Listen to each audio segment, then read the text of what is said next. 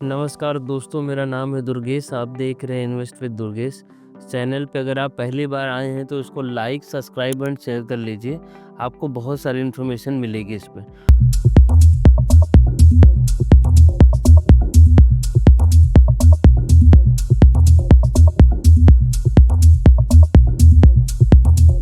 दोस्तों, मैं आज आपसे बात करूंगा ईओआई। एक नया ट्रेंड आया है मार्केट में। बहुत सारे चैनल पार्टनर, बहुत सारे ब्रोकर आपको बोलते हैं सर ईओआई दे दो। ईओआई का मतलब समझिए कि ईओआई देने से क्या नुकसान है और क्या फ़ायदा है। दोस्तों, जो ईओआई होता है, ईओआई मान लीजिए, मैं डेवलपर का नाम नहीं ले सकता हूँ, मल्टीपल अलग अलग डेवलपर रेजिडेंशियल में लेके आते हैं, बोलते हैं ईओआई दे दीजिए। ईओआई होता क्या है, आपने ईओआई सबमिट करी, मान लीजिए कोई डेवलपर 500 फ्लैट लेके आता है मार्केट में, तो उसके पास जो ईओआई देखने को मिली है पिछले 1 से 1.5 साल के अंदर, पर्टिकुलर नोएडा मार्केट के अंदर, कि 500 अगर फ्लैट है तो ईओआई आ जाते हैं 1000 से 2000। अब 2000 अगर ईओआई आ गई तो डेवलपर के ना कमिटमेंट बदलने लगते हैं। अगर वो मान लीजिए कि रेट 11,500 12,000 लेके आ रहा था, अब वो आएगा 13,000 14,000 लेके। आपको ऐसे बोलते हैं चैनल पार्टनर के सर ईओआई दे दो।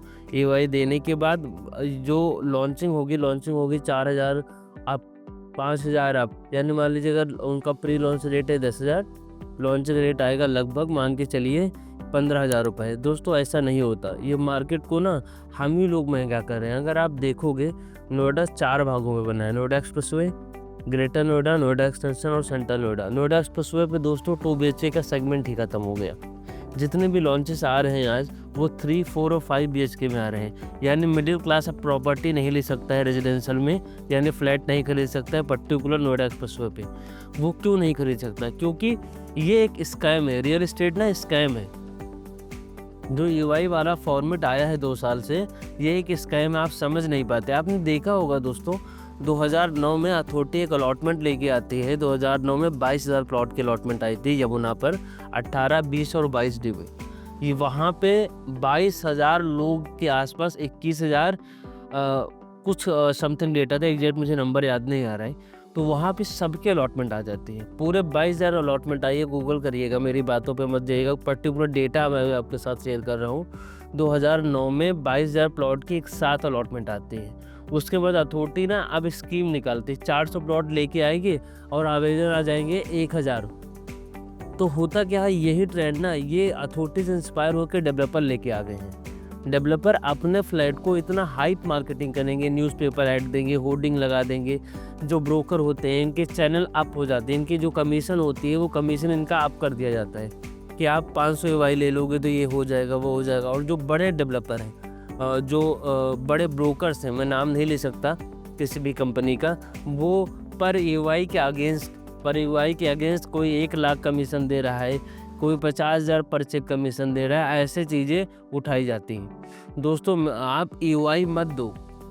कोई भी ईओआई देने की ज़रूरत नहीं है, चूँकि पर्टिकुलर आपका, अगर आप मान लो कि 500 फ्लैट है और आप 2,000 ईओआई दोगे, तो बाय डिफ़ॉल्ट अगर आप मेरी जगह होते या मान लीजिए डेवलपर की जगह मैं होता, मैं तो पैसे बनाने बैठा हूँ मार्केट में। डेवलपर अपनी स्कीम बेचने बैठा है मार्केट में, तो पैसे बनाएगा ही ना। तो कोई ईओआई मत दो। ईओआई कुछ नहीं है। ईओआई केवल एक वो देखते हैं कि कितना अभी मार्केट में पोटेंशियल है। मान लीजिए कि कोई प्रोजेक्ट लेके आता है 6 महीने बाद, वो 4 महीने से ज़बरदस्त मार्केटिंग करता है। आप देखोगे उनके होर्डिंग्स दिखनी शुरू हो जाएगी, उनके कैंपेन्स दिखने शुरू हो जाएंगे। अलग अलग चैनल अपने अपने जिसका जो भी पोटेंशियल उस हिसाब से वो मार्केट में फोर्स लगाते हैं और वहाँ से चीज़ें कलेक्ट कर लेते हैं। इसमें नुकसान है आपका, आने वाली जनरेशन का। आप पूरा स्कोप ख़त्म कर रहे हो मार्केट का, कि जो मिडिल क्लास लोग हैं वो प्रॉपर्टी नहीं खरीद सकते हैं। क्यों? क्योंकि मिनिमम आप देखोगे दोस्तों, अगर जो लोग ईओआई देते होंगे उनको ये बात बहुत अच्छे से पता होगी मेरी, कि अब जितने भी अपार्टमेंट आ रहे हैं ना, मिनिमम साइज़ आप मान के चलिए कि 2700, 3200, 4700, 5,000 के साइज़ आ रहे हैं। 1,000, 1,200, 1,500 का साइज़ ही नहीं आ रहा है।